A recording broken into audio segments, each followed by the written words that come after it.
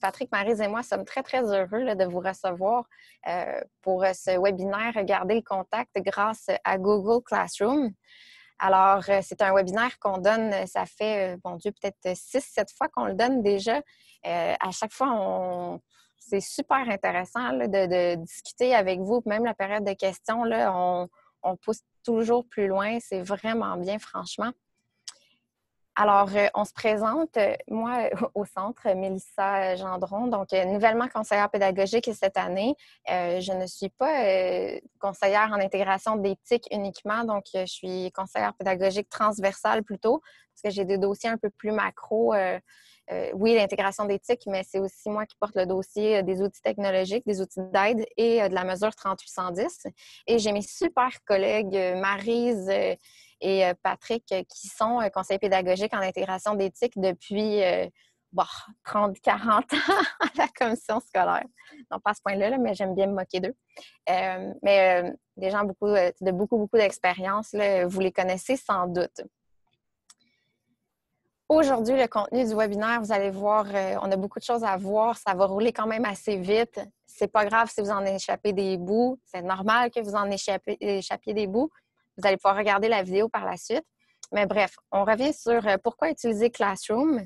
Des informations aussi sur comment communiquer des informations à ses élèves. Aussi communiquer des informations de façon efficace à nos élèves. Pardon, vous voyez ici il y a quelqu'un qui a annoté mon écran. Alors, je vais effacer et je vais bloquer.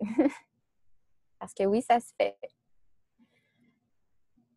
Alors, communiquer des informations à ses élèves. Réutiliser un post dans les vidéos des tutoriels qu'on a déposés. On ne parle pas de cette fonctionnalité-là, puis vous allez voir, elle est super intéressante. On va revenir sur le suivi des travaux des élèves. La visioconférence avec Meet, qui est une fonctionnalité qui est apparue, mon Dieu, intégrée à Classroom. Là, elle est apparue, ça fait peut-être 2 ou 3 semaines uniquement, donc on vous en reparle. On a aussi un super parcours d'auto-formation pour les élèves parce que oui, vous êtes en auto-formation sur l'utilisation de la plateforme, mais vos élèves aussi doivent apprendre à maîtriser cette plateforme-là efficacement. Finalement, à la fin de l'année, on vous montre comment archiver vos cours et on va ensuite suivre par une période de questions. Ici, j'en profite pour faire juste une petite parenthèse. Les prérequis, si on veut, là, pour assister à ce webinaire-là, on vous suggérait très fortement de suivre notre parcours d'auto-formation. Au minimum, là, les vidéos de la base, là, celle du survol de Classroom, c'est quoi? Comment je fais pour publier un devoir dans Classroom, comment je fais pour inviter mes élèves. Donc, c'est pas mal ça, la base de Classroom. Aujourd'hui, on va plus loin que ça. Donc, si vous n'avez pas regardé les vidéos, les tutoriels, ça se peut que vous soyez perdu, OK? Parce que ce webinaire-ci, ce n'est pas une initiation à Google Classroom. Aussi, on vous suggère fortement quand vous regardez nos tutoriels, le plus rapidement que vous allez avoir les mains sur les touches, le mieux ce sera. Donc, quand on regarde, par exemple, comment démarrer un cours Classroom, bien, idéalement, tout de suite après, on va dans Google Classroom, on se démarre un cours. Je vous conseille fortement de vous démarrer un cours que vous pourrez appeler bidon, cours bidon, cours test, peu importe. Vous vous invitez des élèves, mais qui seraient des collègues, par exemple, avec qui vous allez pouvoir faire des tests. Et là, j'insiste sur le fait qu'il faut cliquer sur tous les boutons qui sont cliquables. Parce que c'est comme ça qu'on va apprendre. Donc, c'est en faisant des tests, en essayant des choses, en échangeant avec nos collègues. Donc, il faut vraiment avoir les mains sur les touches, puis il ne faut pas avoir peur de cliquer sur tout ce qui est cliquable. Il n'y a rien qui va exploser, puis vous êtes dans votre test, dans votre cours test ou dans votre cours bidon. Donc, c'est pas grave si ça ne fonctionne pas puis que vous faites des erreurs. On peut aussi inviter des collègues dans un cours bidon pour tester les fonctionnalités, comme si vos collègues étaient vos élèves. Donc, vous pourriez inviter en tant qu'élève vos collègues. Ça vous permet de vraiment faire tous les tests également, Mélissa. C'est toi qui m'avais appris ça. Oui, Maryse et moi, on est élèves de beaucoup de cours, hein, Maryse? Patrick, lui, on l'invite, mais il ne vient pas nous rejoindre dans nos cours. Il a compris. Alors, on débute officiellement. Donc, Classroom, qu'est-ce que c'est? Bien, c'est un environnement numérique d'apprentissage. À la Commission scolaire de Laval, on a 2 environnements numériques qui sont supportés.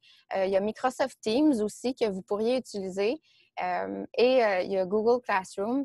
Et là, bien, je vais faire rire mes collègues parce que je vais vous l'avouer très honnêtement, là, je suis vendue Google Classroom. Euh, Microsoft Teams a des avantages, mais j'aime beaucoup, beaucoup Google Classroom. C'est ce qu'on suggère généralement parce que c'est plus facile d'utilisation. Le visuel est plus le fun. Puis, honnêtement, pour rendre ça peut-être plus imagé, là, tout est dans tout, puis c'est accessible par tout. C'est vraiment génial. Alors, Maryse, ça, elle n'était pas supposée être à la fin, cette diapositive. Elle s'est glissée ici. C'est correct qu'elle se soit glissée là, Mélissa. C'est là qu'elle devrait être. OK, mais je ne sais pas ce que tu voulais dire, alors je vais te laisser aller. J'aime ça quand tu me laisses la parole comme ça. Aide Classroom, en fait, c'est juste pour vous dire que là, vous débutez dans Classroom, vous allez rencontrer plein de beaux défis, vous allez vous poser plein de questions.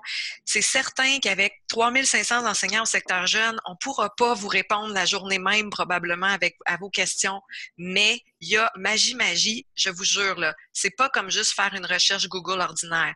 Si vous tapez Aide Classroom avec votre question, ben, je vous montre qu'est-ce qui se passe parce que ça va vraiment venir vous dépanner et je vous invite fortement à l'utiliser. Ça a l'air simpliste, mais ce ne l'est pas du tout.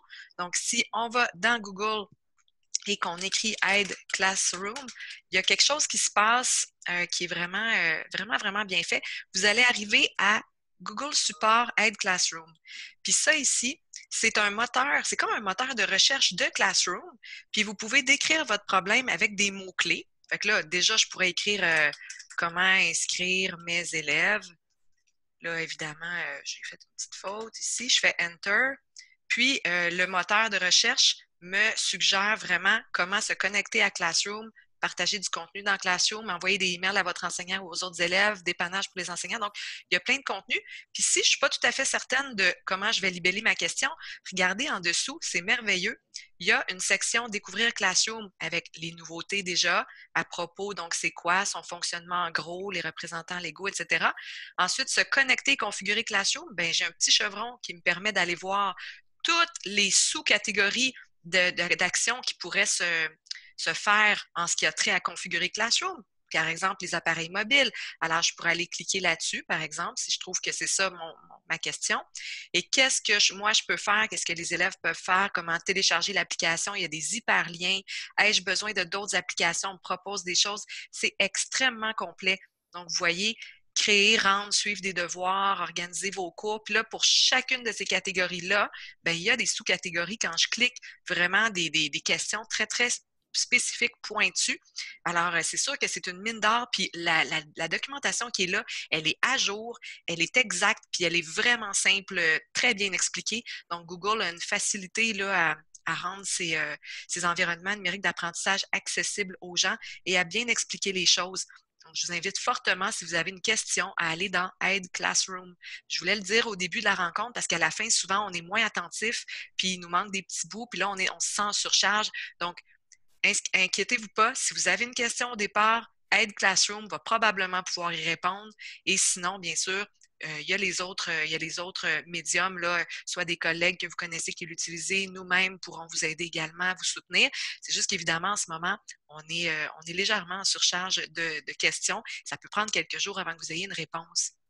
Voilà, Mélissa. Excellent. Alors, je reprends mon partage. Oh, il faudrait que je retrouve ma page. Excellent. Alors, un environnement numérique d'apprentissage, c'est sûr que ça peut faire plein de choses. Là. Vous voyez ici dans ce tableau la comparaison sans environnement numérique et avec environnement numérique, ce qu'on peut faire. C'est sûr qu'ici, il y a vraiment beaucoup de choses. Je ne veux pas toutes les nommer. Cette présentation slide va vous être envoyée au courant de la journée ou peut-être demain matin là, avec justement, il va y avoir la présentation slide, vous allez avoir accès aux liens cliquables, etc. Là. Ça va être envoyé par courriel. Mais bref, vous allez vous apercevoir qu'en utilisant Google Classroom, proposer des vidéos, des sites web éducatifs à vos élèves, ça va être super facile. Toutes les informations vont être centralisées à un seul endroit. Donc, vos capsules vidéo en ce moment, là, avec l'enseignement à distance, on en a besoin. Donner accès à des présentations de cours, à des corrigés aussi, juste ici. Super facile avec Classroom, ça se fait en un clic ou peut-être 3 là, si je vais être plus raisonnable. Puis ce qui est le fun, c'est, vous l'avez remarqué en regardant les tutoriels, c'est qu'on peut créer, par exemple, envoyer de la présentation de mon cours et de la signer à mes 2, 3, 4, 5, 7 groupes en même temps. Donc, très efficace comme plateforme. Puis aussi, on peut donner des exercices à nos élèves, peu importe la matière. On peut donner beaucoup de travaux aux élèves. On peut suivre leur progression en temps réel. Donc, même si les élèves ne nous ont pas encore remis le travail, on peut quand même aller voir où ils sont rendus et rectifier le tir à la limite si l'élève est parti dans une mauvaise direction. Alors, quand même pas mal de choses, là, super intéressant comme plateforme. Puis, c'est le genre d'investissement parce que là, on le sait que ça demande, c'est un investissement en temps, c'est un investissement en énergie aussi pour vous, de vous approprier cette plateforme-là. Mais il faut que vous sachiez que même en temps normal, là, même si on n'est pas en enseignement à distance, Google Classroom offre une plus-value incroyable sur plein de niveaux. Alors, c'est pas, même si on revient à l'école demain, là, Google Classroom en vaut quand même la peine, je vous le promets. On a déposé sur notre site web une vidéo. C'est un survol de Google Classroom, donc ça se fait en 2 minutes. Ça explique ce que c'est que Classroom. Donc, nous, on vous suggère fortement, si vous commencez à utiliser la plateforme, d'informer les parents. Okay, d'informer les parents de qu'est-ce que c'est Classroom, parce que plus les parents vont être éduqués par rapport à la plateforme qui est utilisée par leurs enfants, plus ils vont être capables d'assurer un suivi. Alors, au minimum, on demanderait aux parents d'au moins comprendre ce que c'est Classroom, qu'est-ce que ça fait. Peut-être aussi, là, en ce moment, peut-être moins, là, mais en temps normal, des fois, on a des parents qui sont un peu réticents à l'idée d'utiliser Classroom, une plateforme qui se trouve sur les internets. Ça les effraie un peu. Donc, cette vidéo-là sert, entre autres, à rassurer ces petits parents qui pourraient être anxieux. Et puis, donc, c'est ça. Donc, on vous suggère fortement d'informer les parents en leur envoyant cette vidéo-là. La vidéo, elle se trouve sur notre site web. Vous avez juste à cliquer sur le lien partageable de YouTube. Puis sinon, comme je vous ai dit, le lien, vous allez recevoir cette présentation slide. Donc, vous allez avoir accès à la vidéo. J'ai inversé mes consonnes. Communiquer avec ses élèves. Donc, on reçoit quand même pas mal de courriels de profs qui nous disent alors, on essaie d'envoyer un courriel à partir de Classroom, puis ça ne fonctionne pas. Pourquoi? Donc, je vais vous montrer, je vais aller sur un cours Classroom, je vais vous le montrer, ça ne sera pas long. Je vais aussi vous présenter brièvement comment organiser son contenu dans Classroom. Puis c'est organiser son contenu plus spécifiquement aujourd'hui, dans cette ère d'enseignement à distance. C'est un peu différent que quand on est en classe avec les élèves. Et je vous montre également comment partager des capsules vidéo, mais pour faire aussi, pour faire en sorte que l'élève soit plus actif, qu'il ne soit pas passif devant son écran. Alors, je vais juste sortir ici pour vous montrer un cours Classroom. Donc, ici, vous avez, c'est un cours que j'ai créé là, pour le bain linguistique, pour la communication par courriel. Donc, vous voyez que dans l'onglet « Personnes », j'ai la possibilité, par exemple, si je clique sur tous mes élèves, je pourrais cliquer sur « Envoyer un email ». Vous pourriez, mais vous ne pourriez pas non plus parce que ça ne fonctionne pas. Vous avez peut-être remarqué que dans le lanceur d'application, le Gmail n'apparaît pas. OK? Donc, ça a été verrouillé par les STI. On n'a pas activé le Gmail parce que nous avons tous un compte Outlook là, pour notre adresse de courriel. Donc, on ne voulait pas dédoubler nos boîtes de courriel. Alors, ça n'a pas été activé. Vous allez pouvoir, si vous invitez des tuteurs légaux, donc si vous invitez des parents, vous allez pouvoir leur envoyer un courriel. Mais le problème quand on veut envoyer un courriel aux élèves, c'est que les élèves, ils n'ont pas de boîte de réception Gmail. Donc, c'est pour ça que ça bloque, ça ne fonctionne pas. Pour contourner ce problème-là, il faut que vous sachiez que quand vous publiez dans Flux, c'est où est-ce qu'on publie les annonces. Alors, je viens publier une annonce. Par défaut, j'envoie ça à tous mes élèves, mais je pourrais très bien choisir un seul élève, puis c'est juste à cet élève-là que j'envoie une information. Et puis, à chaque fois qu'on publie quelque chose dans le flux, une annonce dans le flux, que ce soit à un élève ou à tout le groupe, il y a un message, il y a un courriel qui est envoyé à sa boîte Outlook pour l'avertir que hey, ton enseignant t'a publié une annonce dans ton cours de français ou dans ton cours de maths. Même chose pour les travaux et devoirs. À chaque fois qu'on publie un travail, un devoir ou une documentation, peu importe, il y a un message qui vient notifier, un courriel qui vient notifier l'élève qu'il a reçu un devoir dans tel cours. Okay? Parce que là, je spécifie les matières, là, par exemple, pour les profs au secondaire. Les élèves vont avoir un cours en français, un cours en maths, un cours en sciences, etc. Pour l'organisation du contenu. Donc, en temps normal, comme par exemple, moi, comme prof de français au secondaire, j'avais plutôt, mes thématiques ici, bon, c'était lecture, écriture, j'avais aussi projets sur les romans. Au primaire, vous pourriez avoir les matières de cette façon-là. Donc, toutes les tâches associées au français se retrouveraient dans cette thématique-là, sous ce thème-là, en mathématiques, en sciences. Pour l'instant, puis par expérience, puis pour avoir discuté avec plusieurs enseignants, je dirais que ça peut peut-être être mélangeant pour les élèves ces temps-ci parce que les travaux se retrouvent un peu pêle-mêle. Je m'excuse, Maryse, est-ce que tu peux juste me dire si on entend le ding? Non, j'entends pas le ding dans ta tête seulement, Mélissa. Non, c'est ça. Non, c'est parce que je suis de garde pour les STI. Donc, je reçois des messages. Puis ça sonne depuis tantôt. Fait que là, j'avais peur que tout le monde entende un ding sans arrêt. Alors, je m'excuse.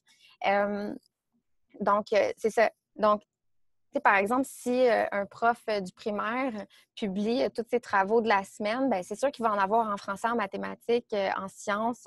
L'élève peut peut-être être perdu. Donc, je vous dirais, puis c'est ce qui est promu également par le cours de la TÉLUQ. Là, j'enseigne à distance. Ce cours super intéressant d'ailleurs. Là, les 2 premiers modules sont sortis pour le microprogramme accompagné. Donc, je vous invite à consulter ces modules-là, mais on suggère de fonctionner par planification hebdomadaire. Alors, honnêtement, c'est ce que je vous proposerais là, pour organiser votre classroom, c'est d'y aller par semaine de travail et vous allez pouvoir déposer tout ce qui doit être fait cette semaine dans cette thématique-là. Vous pourriez aussi ajouter un plan de travail là, avec la liste des travaux à faire, les parents ou l'élève pourraient l'imprimer, ou tout simplement, vous faites juste tout déposer ici. Pour les capsules vidéo, donc là, c'est sûr qu'on est un peu dans le modèle de la classe inversée. Hein? Les élèves regardent, par exemple, une mini-capsule vidéo sur une nouvelle notion théorique, mais là, on veut savoir, mon élève, est-ce qu'il a regardé la vidéo? Est-ce qu'il y a des choses qu'il n'a pas compris? Et puis, la seule façon de savoir si l'élève a regardé la vidéo, ce serait par exemple, puis ça, c'est vraiment mon idée coup de cœur, là, je trouve ça super pratique, c'est de créer un Google formulaire. Donc, je vais vous le montrer rapidement. Donc, ici, c'était pour un cours au primaire, là, nouvelle notion théorique sur les fractions simples. On peut ajouter une vidéo dans Google Formulaire. Alors, la consigne, c'est « Regarde la vidéo sur les fractions simples ». La vidéo est intégrée au questionnaire. Donc, l'élève peut la regarder. Il peut recommencer au début s'il n'a pas compris. Il peut faire une pause s'il veut prendre le temps pour prendre des notes. Et les 2 questions que je vous suggère de poser aux élèves, c'est de dire, premièrement, ce que j'ai compris de la vidéo. Donc là, ça va être peut-être un petit résumé sur qu'est-ce qui a été compris, qu'est-ce qui a été abordé comme notion théorique. Et la question super intéressante, c'est ce que je n'ai pas compris de la vidéo. On a sûrement que vous entendez des élèves vous dire « Ah, j'ai rien compris! » Moi, je dis tout le temps à l'élève, c'est impossible que tu n'aies rien compris. Là. On va commencer par cibler ce que tu as compris, puis après ça, ça va t'aider peut-être à déterminer davantage, tu sais, quelle partie de la notion que tu n'as pas compris. Et cette question-là, à chaque fois que les élèves vont compléter le formulaire, bien, vous, ça vous donne une emprise sur ce qui va devoir être abordé à la prochaine rencontre. Donc, par exemple, vous pourriez avoir une rencontre en synchrone, en visioconférence, par exemple, soit que, tu sais, si c'est 80 de vos élèves qui n'ont pas compris le même petit bout de notion, bien, vous revenez en grand groupe avec des exemples supplémentaires, avec des exercices à faire en pratique guidée, par exemple. Ou sinon, si après ça, vous avez un sous-groupe d'élèves qui n'ont pas compris une partie, bien là, vous faites un sous-groupe de travail, puis vous approfondissez ce petit bout de théorie avec ces élèves. Alors ça, honnêtement, je pense que c'est une super bonne façon, là, entre autres, de différencier les apprentissages. Avec la visioconférence, c'est encore plus facilitant, là. Donc, ça vous donne une certaine emprise. Je vais juste revenir... Juste voir si j'avais quelque chose, capsule vidéo. Oui, non, c'est à peu près ça. Alors, ça, c'était mes trois petits messages, dans le fond, pour essayer de vous faciliter la vie. Réutiliser un post. Donc, la fonction de réutiliser une publication, c'est en fait, c'est si on a déjà créé un devoir dans un cours puis que je veux le réutiliser, ou si j'ai déjà publié une annonce dans un autre cours et je veux la réutiliser. Je vous le montre tout de suite.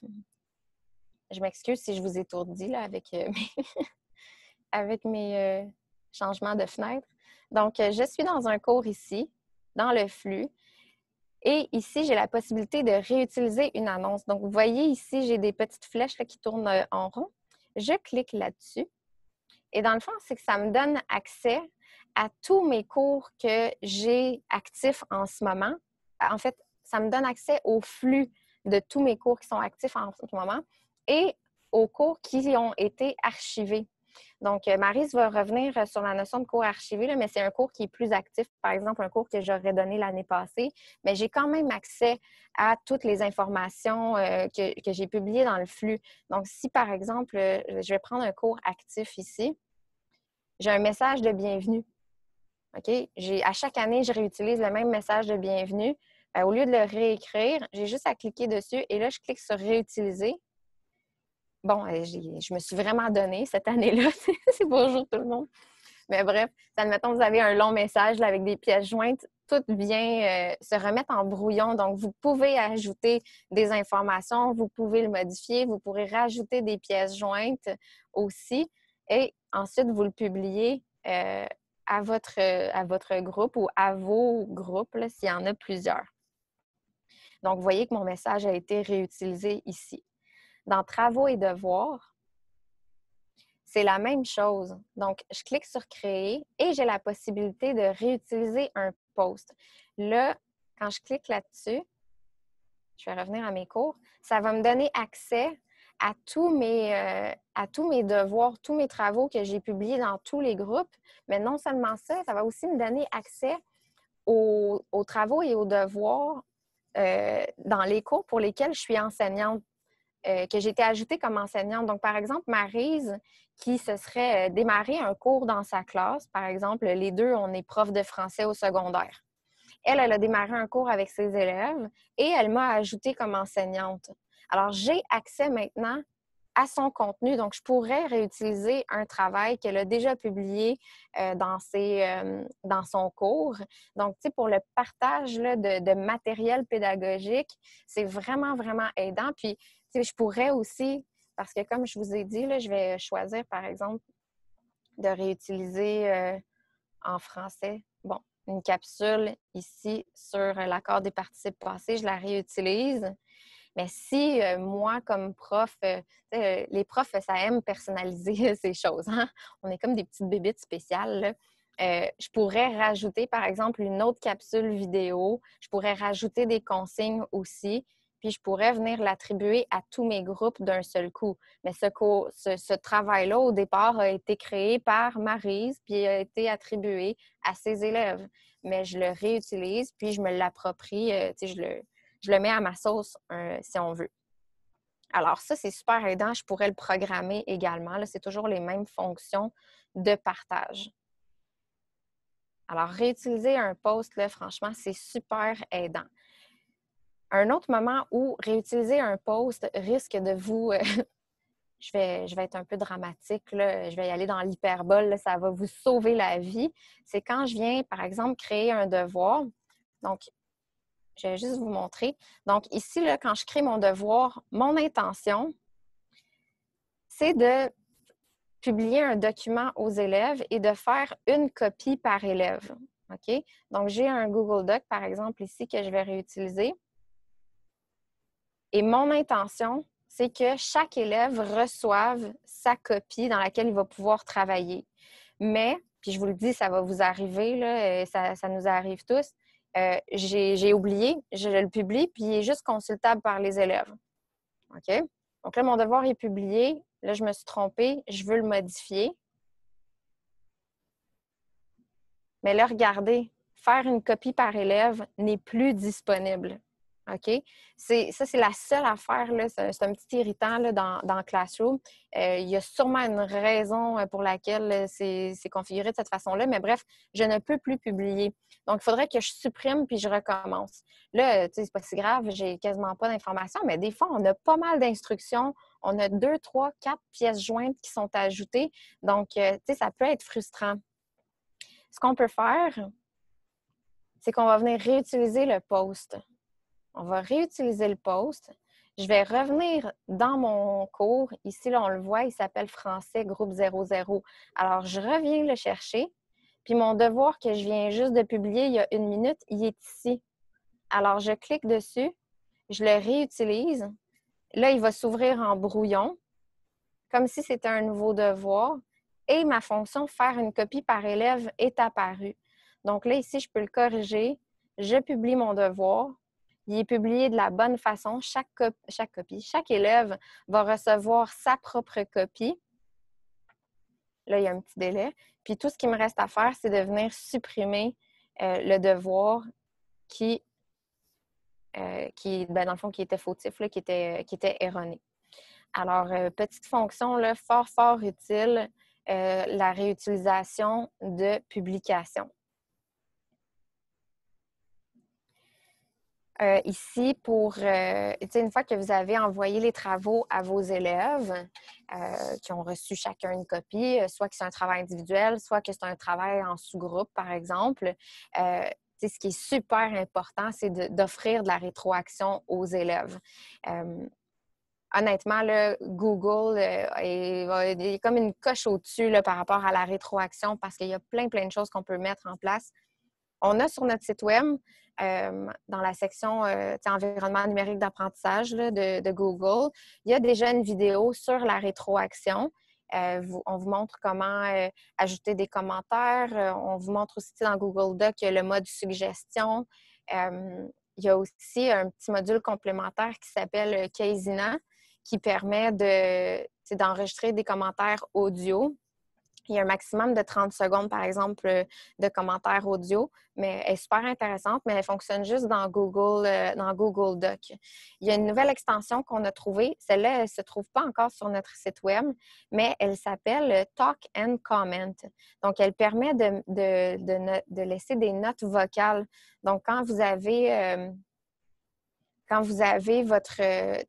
l'activez, là, quand vous l'avez ajouté à Chrome, cette extension, il y a comme un petit micro, je vais vous le montrer.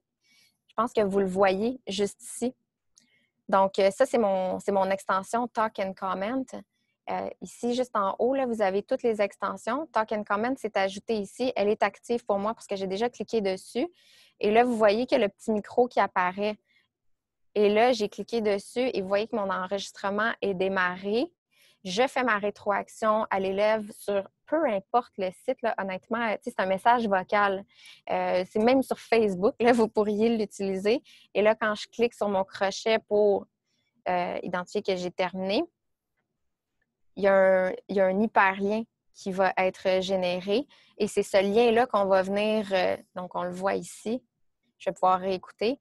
Donc, il s'est déjà copié. J'ai juste à le coller peu importe où je veux le coller. Là. Par exemple, je vais venir le mettre dans mes notes de commentateur. Là. Donc, la note, elle est juste ici. L'élève a juste à cliquer. Vous pourriez aussi le renommer. Là. Par exemple, je vais écrire, je suis dans le travail de mon élève, là, rétroaction sur ton travail. Et là, je peux venir le surligner pour venir insérer un lien. Et là, je vais venir coller le lien de le lien de ma note audio. Là. Comme ça, on n'aurait pas la série de chiffres et de lettres. Là. Donc, l'élève cliquerait là-dessus puis il aurait accès à ses commentaires audio. Donc, tu sais, quand même, beaucoup, beaucoup de potentiel là, pour la rétroaction. Franchement, là, c'est Talk and Comment, là, c'est un coup de cœur, vraiment. Ensuite, je l'ai mentionné tout à l'heure, la visioconférence, Google Meet, ce n'est pas une application qui est nouvelle. Ça fait longtemps que Google l'a. Ce qui est nouveau cette année, c'est que Meet a été carrément intégré à Google Classroom. C'est comme si vous aviez votre salle virtuelle associée à un groupe. C'est sûr que ça a ses limites. OK, Google Meet, surtout si vous êtes habitué de fonctionner avec Zoom. Zoom offre beaucoup, beaucoup de fonctionnalités. On a beaucoup, beaucoup de contrôle aussi. Il n'y en a pas autant pour Meet, mais c'est quand même un super bel outil. Ici, on vous met quelques informations. Donc, pour que les élèves aient accès à votre visioconférence de cours, il faut que vous l'ayez démarré. Donc, si vous n'êtes pas connecté comme prof, à votre visioconférence dans ce cours-là. Les élèves essaient de se connecter. Maryse va vous le montrer. Après, il y a un message d'erreur qui apparaît, puis ça dit « Désolé, il n'y a pas de visioconférence en cours, donc tu ne peux pas te connecter. » Les élèves et vous allez pouvoir partager votre écran, mais dans Meet, je ne peux pas contrôler le partage d'écran des élèves. Donc, ça, c'est un petit contrôle que Zoom offre, que Meet n'offre pas. Mais par exemple, vos élèves, vous les connaissez, là, le nom de la personne qui partage va être affiché, donc vous allez pouvoir intervenir. L'enseignant peut bloquer les micros des élèves, mais n'importe quel élève pourrait réactiver son micro aussi. Mais si jamais vous avez un élève qui n'écoute pas les consignes, là, vous pouvez le supprimer de la visioconférence, là, vous pouvez le kicker out, si vous me permettez l'expression anglaise. Avec Google Meet, je vais vous le montrer sur la plateforme dans Classroom, là, où est-ce que ça se trouve, mais on va vous proposer de télécharger 3 extensions pour Google Meet. Premièrement, il y a Google Meet Grid View.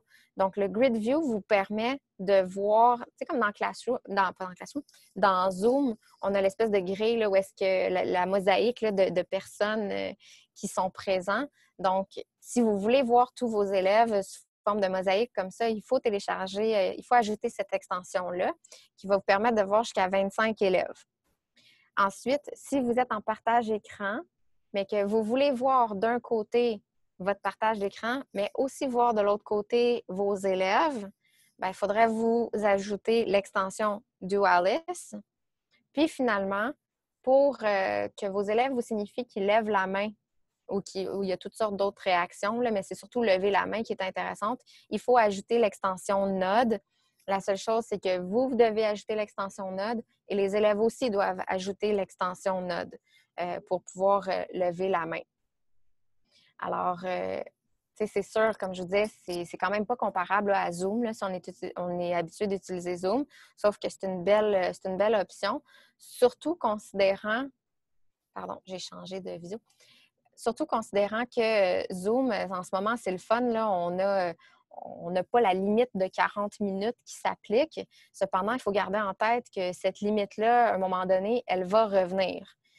On a des comptes de base. Là, on est chanceux, on a une version illimitée, mais la limite de 40 minutes, elle pourrait revenir, mais on ne sait pas quand encore. C'est Zoom qui va nous faire la surprise à un moment donné. Alors, quand vous êtes dans votre cours Classroom, votre lien Meet apparaît juste ici, mais il faut que vous l'ayez activé. Donc, dans l'onglet, dans la petite roue dentée, j'ai juste à cliquer. Et puis, c'est à cet endroit-ci. On va vous demander, est-ce que vous voulez générer un lien Meet? Vous avez juste à cliquer sur OK on veut que ça soit visible par les élèves, vous enregistrez et votre salle là, de visioconférence va être créée. Il y a un tutoriel là, sur notre site web à cet effet-là. Les élèves vont pouvoir démarrer la visioconférence ici, en cliquant ici, ou dans Travaux et Devoirs, il y a un autre accès juste là. Donc, moi, comme prof, si je démarre ma visioconférence, j'ai juste à cliquer dessus. Puis, je vais pouvoir accéder à ma visioconférence. Si jamais vous avez de la difficulté avec avec votre connexion, par exemple, l'ordinateur ne trouve pas la vidéo, pas la vidéo, la caméra ou le micro, généralement, vous allez avoir un pop-up la première fois qui va vous demander est-ce que vous autorisez l'application à utiliser votre micro puis votre caméra. Si jamais vous n'avez pas ce pop-up-là, dans la barre d'adresse en haut, vous voyez, j'ai une petite caméra.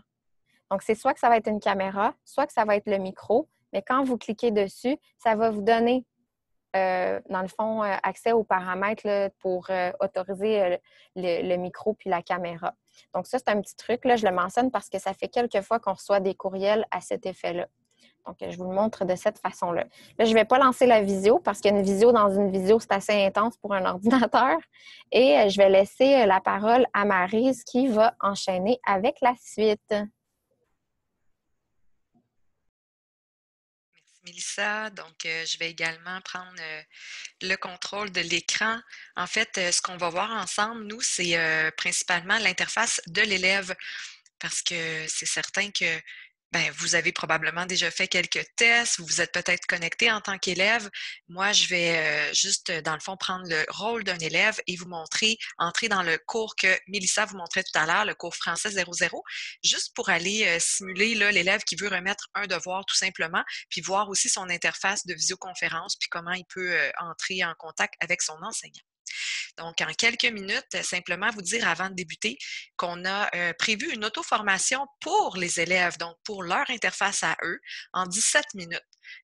L'auto-formation en 17 minutes, c'est pas une grosse capsule de 17 minutes, c'est scindé en 4 petites capsules parce que quand on prévoit du contenu pour les élèves, il faut prévoir des capsules courtes. Il faut prévoir aussi des capsules où il y a idéalement seulement une nouvelle notion par capsule. C'est difficile à respecter, je sais, mais c'est ce qui est prôné au niveau de l'efficacité des capsules. Donc, je vous amène vers l'auto-formation en 17 minutes sur notre nouveau site web. Mais là, avant d'y aller sur le nouveau site web, il y en a plein qui nous disent « Oui, mais Maryse, c'est où ce nouveau site web avec toutes ces ressources? » Il faut que je vous le montre. Donc, juste vous dire, parce qu'il y a une nouveauté, il est très, très accessible maintenant, nouvellement accessible sur le bureau virtuel. Alors, lorsque vous vous authentifiez, donc sur le BV, comme notre trousse APO qui était disponible sur le bureau virtuel, donc elle est sur l'accueil, mais là, notre nouveau site web, il est dans l'onglet Ressources, juste le deuxième onglet ici. Et puis, il a été ajouté par nos STI, juste en bas ici, Trousse numérique CSDL enseignant. Donc, ce site web-là, il se veut vraiment un outil qui sert à vous outiller pour tout ce qui est l'enseignement à distance, principalement. Donc, la création de capsules, les formations Classroom, les webinaires, tout est déposé là. Et c'est dans cette section-là que vous allez retrouver donc le lien vers les capsules pour les élèves. Si je fais je pourrais faire le chemin long, là, mais si je ne sais pas où ça se trouve, j'ai un outil Loop ici qui me permet de rechercher dans notre site web. Alors, si vous recherchez quelque chose sur les capsules vidéo, vous recherchez quelque chose sur Classroom, élèves, etc., entrez vos mots-clés et cliquez sur Enter. Et puis voilà, les résultats de ce site seulement-là, donc de notre site, sont ici. Alors, auto-formation des enseignants, Classroom pour les élèves. Ça doit être ça. Fait que je vais cliquer là. On va regarder où ça me mène. Tadam! Auto-formation des élèves. Génial. Je suis sur le bon site, la bonne page plutôt du site web. Et là, l'auto-formation des élèves, comme je vous disais, elle est là en 17 minutes. Ça, c'est un lien Internet que vous pouvez copier, coller, envoyer à vos élèves pour qu'ils se familiarisent avec Classroom. Donc, tout d'abord, comment se connecter? Donc, il y a une façon écrite et il y a une façon en tutoriel vidéo. Il y a également par la suite les fameux changer de compte Google. Parce que je ne sais pas si ça vous est arrivé à vous, mais ça arrive souvent aux élèves, puis même à nous. Parfois, on a des comptes Google personnels avec une adresse Gmail, puis là, on essaie d'accéder à Classroom, puis ça ne marche pas. Bien, les élèves, c'est la même chose. Souvent, surtout au secondaire, ils ont déjà un compte Google et ils ont déjà identifié leur compte Google, ils ont déjà associé ça à leur appareil numérique parce qu'ils utilisent souvent leur iPhone, leur iPad pour naviguer dans votre classroom. Ben là, s'ils essaient de se connecter puis ça ne fonctionne pas, souvent, c'est qu'ils doivent s'authentifier avec le bon compte de la commission scolaire. Donc, comment on fait pour se déconnecter et se reconnecter sur un appareil numérique, ici un appareil personnel, pour tout ce qui est iOS, donc iPhone, iPad, c'est ce lien-là et tout ce qui est Android est ici. L'autre chose aussi, c'est qu'ils vont avoir accès à une présentation brève de Classroom. Ça ressemble à quoi? Alors, c'est l'interface de l'élève que je vais vous présenter dans quelques secondes. Par la suite, comment rendre leurs travaux. C'est une vidéo d'à peu près 5-6 minutes. Je pense que c'est ma plus populaire. On est probablement à 2000, pas loin de 2000 vues, là, celle-là. Donc, comment rendre nos travaux. Donc, très, très utile pour les élèves. Ça aussi, je vais vous le montrer. Et comment rendre un travail fait sur papier dans Classroom. Ça, c'est quelque chose que je ne peux pas vous montrer là en direct parce que, il faudrait en fait que je prenne une caméra puis que je filme ma propre caméra, etc. C'est un peu plus ardu là, à vous montrer en direct, mais c'est la petite vidéo qui montre qu'un élève pourrait très bien travailler sur papier. Alors, vous pouvez lui donner des travaux à faire dans son cahier de français ou encore écrire sur une feuille sa démarche en mathématiques et il peut soit la prendre en photo ou encore se filmer pendant qu'il le fait. C'est encore mieux s'il se filme parce qu'il peut expliquer sa démarche, expliquer la façon dont il le fait et le rendre par Classroom, mais via son téléphone cellulaire parce qu'il se filme directement. Il installe Classroom sur son cellulaire ou son iPad, puis quand il ouvre l'application sur son cellulaire, ben, il peut rendre un travail directement en prenant la vidéo du travail.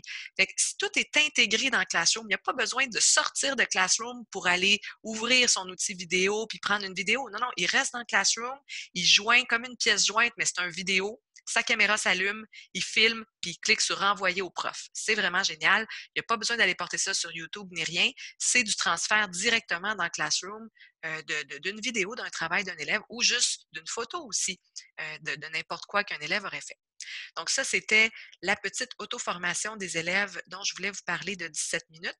Et là, je vais basculer au niveau donc de, pardon, je ne suis pas au bon endroit, je vais basculer au niveau de l'élève, au niveau d'un cours de français. C'est vraiment, on est dans l'interface d'une vraie élève dans le cours. Alors ici, vous voyez en haut à droite, c'est une élève qui s'appelle Eva. Et Eva, l'interface est drôlement semblable à celle de l'enseignant, donc je ne reviendrai pas sur tout. Simplement vous dire que l'élève, lorsqu'il y a un travail à venir à gauche ici avec une date limite, il voit la date limite. Donc ici, on a un travail qui est samedi. Alors, elle a Doc Hub à remettre, elle a un journal d'un objet inanimé, elle a identifié le sujet. Donc, ce sont des devoirs, entre guillemets, ou des travaux sur lesquels elle pourrait cliquer pour les afficher. Elle peut aussi avoir accès, pas juste par là, elle peut y avoir accès par l'onglet Travaux et devoirs qui est juste en haut. Ici, l'élève est sur son flux, hein, c'est la page d'accueil, la même que l'enseignant, sur laquelle sont publiées des annonces, comme Mélissa le disait, des annonces, des petits messages de l'enseignant ou encore d'élèves, comme ici, un élève qui me dit « je me suis trompé de cours, donc il a publié dans le mauvais cours », ça se peut. Bien, ça se peut parce qu'on l'avait invité, là. Mais sinon, l'élève, donc, dans le fond, peut, si on donne le droit à l'élève, là, il peut publier ici pour toute la classe, mais on peut aussi retirer ce droit-là aux élèves. C'est nous qui allons paramétrer nos cours pour décider, là, il y a des roues dentées pour paramétrer nos cours lorsqu'on est des enseignants. Donc, on peut décider si on laisse l'élève écrire là ou pas. Alors, Mélissa a publié quelque chose ici. Donc, elle pouvait même réutiliser les posts là, pour republier tout à l'heure. Elle vous a montré tout ça. Moi, comme élève, il y a aussi ce qui m'intéresse, c'est ici, le lien Meet en haut. C'est ce lien-là que je vais utiliser pour entrer en visioconférence avec mon enseignant. Bien sûr, pour que ça fonctionne, Mélissa le dit, il faut que l'enseignante ait déjà cliqué une fois sur le lien puis qu'elle soit entrée dans la réunion. Donc, 2 clics. Moi, comme élève, j'ai juste un clic à faire, c'est cliquer ici. Si mon enseignante n'a pas démarré la visio, comme c'est le cas en ce moment, et que j'essaie quand même de me connecter, alors, premièrement, on me demande parfois ici d'accepter que ma caméra et mon micro fonctionnent. Mais là, j'ai ce message-là d'erreur, entre guillemets, Parce que comme l'enseignante n'a pas démarré la visio, ben je ne peux pas me joindre, évidemment. Je ne peux pas partir une visio moi-même dans mon cours. Ça ne fonctionnera pas. Et je pourrais revenir donc à l'écran d'accueil. L'écran d'accueil, en fait, qui est ici, qui vous montre que Eva, en tant qu'élève, pourrait utiliser un code de réunion pour se joindre. Là, je vais un petit peu plus rapidement là-dessus. C'est que dans le fond, les élèves, là, lorsqu'ils vont dans leur lanceur d'application, ils ont aussi Meet, pardon, qui est ici, puis ils peuvent y accéder, sauf que ils ne peuvent pas démarrer une réunion. Ils peuvent juste utiliser un code qui leur est transmis par un enseignant ou un adulte de la commission scolaire pour l'instant. Donc, il est prévu, là, on a demandé que les élèves puissent travailler éventuellement ensemble et démarrer des réunions entre eux, mais il y a des petits paramètres encore à finaliser au niveau des STI, ce n'est pas encore en place. Pour l'instant, donc, ils pourraient juste rejoindre une réunion, mais vos élèves n'ont même pas besoin de passer par là. Ils doivent juste cliquer sur le lien ici. Puis, ils peuvent aussi aller dans Travaux devoirs puis cliquer sur Meet. C'est exactement le même lien qui se fait, le même chemin. Et si le prof a démarré la visio, ben, l'élève peut rentrer dedans. Donc, il n'y a plus besoin de s'authentifier, il n'y a pas besoin de rentrer quelques codes que ce soit, c'est automatique. Ici, mon élève dans Travaux et devoirs, ben, il voit d'abord, comme vous le voyez, des travaux, des devoirs qui ont été publiés par l'enseignante, puis il voit les grands thèmes. Donc ça ici, ce sont des thèmes que l'enseignant peut créer. Ça sert à scinder le contenu pour que ce soit plus facilement visible pour l'élève. Et puis, il voit donc les travaux. Il y en a qui sont grisés, puis il y en a qui ne le sont pas. Ceux qui sont grisés, c'est parce que l'élève les a remis. C'est qu'il a fait le travail demandé, en fait. Donc, ça devient grisé. C'est assez simple pour l'élève, donc, de se retrouver à savoir qu'est-ce qu'il n'a pas ouvert, qu'est-ce qu'il n'a pas complété, parce que peut-être qu'il l'a ouvert, mais qu'il ne l'a pas remis. Et en tout temps, sachez qu'un élève peut ouvrir un travail, cliquer sur une pièce jointe, travailler dedans, puis il n'est pas obligé de le remettre. Il peut fermer sa fenêtre, puis il peut retourner le lendemain, puis continuer là où il était rendu, puisque la sauvegarde se fait automatiquement sur tout ce que l'élève fait. Donc, je vais vous donner un exemple ici. En écriture, mon enseignante a publié Journal d'un objet inanimé. J'ouvre ce travail. Et là, ce qu'on dit aux élèves lorsqu'ils ouvrent un travail, bon, il y a un aperçu du travail et des consignes qui s'affichent. Mais moi, je dis aux élèves toujours de cliquer en bas sur Afficher le devoir. Pourquoi? Bien, parce que la vue du travail vient de changer et j'ai accès à tout le contenu et à tout le titre. Puisque si je reviens en arrière, regardez ici, ce travail-là, l'extrait de texte ci-joint fait partie de quel... Si je clique pour l'ouvrir, on me pose une question, il faut que je réponde, mais je n'ai même pas la question au complet ici dans le titre. Je ne la vois pas parce que je n'ai pas cliqué sur Afficher la question. Si je clique sur Afficher la question, bien là, le titre va s'afficher au grand complet et ça va me permettre comme élève de vraiment voir tous les détails des consignes de mon enseignante et tout le titre également. Donc, j'ai fait afficher le devoir, je peux lire mes consignes, on me demande de faire un texte grosso modo. En tant qu'élève également, vous voyez que j'ai un espace ici à chaque travaux ou chaque publication en fait que l'enseignante fait, parce que l'enseignante pourrait juste publier des notes de cours en PDF, peu importe. Ben moi, j'ai un endroit où je peux aller ajouter un commentaire. Si j'écris ici, tout le monde va voir ce que j'ai écrit. Donc, ici, c'est vraiment un commentaire qui est destiné à l'ensemble des élèves et de l'enseignante aussi, là, qui font partie du cours. Et là, les élèves pourraient répondre à ce commentaire-là juste en dessous et je verrai à gauche qui a répondu, puis je verrai aussi, tout le monde verrait ce qu'il a répondu. Donc, les enfants qui ont des questions sur le travail, sur le devoir, puis qui se disent « Ah, je suis pas sûre à quel endroit est tel document, etc. » Bien, ils peuvent écrire leurs questions, puis leurs pairs peuvent leur répondre. Ça, c'est super pratique pour vous parce que ça vous évite d'avoir à répondre à un paquet de questions. Les élèves vont se répondre entre eux. Vous allez voir bien avant que vous ayez le temps de le voir. Puis, vous pouvez aussi, en passant, là, être notifié par courriel. Là, chaque fois qu'un élève écrit des choses, vous pouvez décider de recevoir des courriels pour ce que les élèves écrivent. Vous pouvez aussi décider de recevoir des courriels seulement pour certaines actions que les élèves font. Vous pouvez décider de recevoir des courriels juste pour certains cours. Donc, si vous êtes, par exemple, un élève test dans le cours de votre collègue, bien, vous pouvez désactiver la fonctionnalité de recevoir les courriels. Donc, il y a toujours des paramètres possibles pour vous de personnalisation, là, tout ce que vous recevez comme notification chaque fois que quelqu'un fait quelque chose dans Classroom. Donc, l'élève peut écrire ici et il y a aussi la section commentaires privés à droite. Ça, c'est la section où l'élève peut écrire seulement à son nom, à son enseignante. Donc là, si l'élève écrit ici quelque chose à son enseignante, je ne comprends pas, madame, par exemple. Et elle va envoyer donc le petit commentaire privé. Alors là, comme c'est privé, il y a seulement l'enseignante qui l'a reçu et l'enseignante pourrait répondre et ça va s'afficher en dessous. Puis comme ça fait un fil aussi de discussion. Ça permet donc d'avoir des commentaires privés par rapport à un travail, à des consignes plutôt d'un travail parce qu'on n'est pas encore à l'intérieur du travail.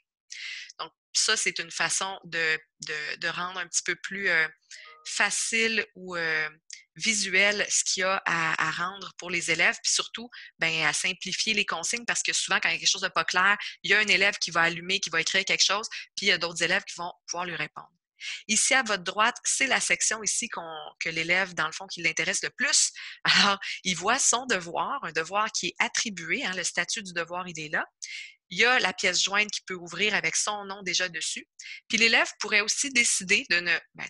ici, l'élève, parce que l'enseignante a attribué un Google document, l'enseignante a joint un Google document qui est comme un Word, mais en version Google, si on veut. Puis en passant, si vous avez du Word en ce moment, là, tous vos documents Word peuvent très bien se glisser-déposer directement dans Google, puis ils peuvent se transformer en Google Doc en un seul clin d'œil et pratiquement sans perdre la mise en page. Ça va super bien ce côté-là.